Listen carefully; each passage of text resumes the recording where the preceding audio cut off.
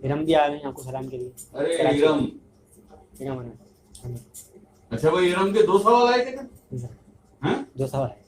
एक सवाल का जवाब तो इरम से किसी दिन बात होगी तो दे दिया जाएगा। वैसे इरम सही समझियो तुम, 2 मुलाकातें हमारी हुई थी, उसके बाद जो भी मामला जहां तक तुम पहुंची हो वही ठीक है, वही सही है, वही सच है।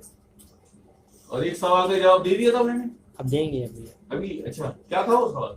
सर सलाम वो सवाल वो था ये, अस्सलाम वालेकुम शाह साहब, मेरा सवाल है कि इसकी क्या वजह है कि रोज़े अज़हर रूहों ने अलग अलग ख्वाहिशें क्यों की जबकि इनके साथ नफ्स भी नहीं था।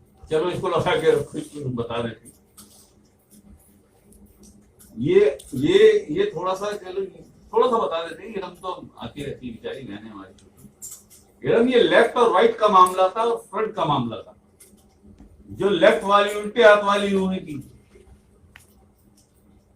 वो ख्वाहिश कर बैठी दुनिया की। जो सीधे हाथ वाली रूहें थी उन पर कुछ और असरात आए अल्लाह के जलवों की, वो जन्नत की ख्वाहिश कर बैठी। और जो सामने वाली थी वो देखती ही रही, दीदार में ही रही। क्या बात, क्या बात। वो तालिबुल मौला बन गया, वो अल्लाह के तालिब बन गया।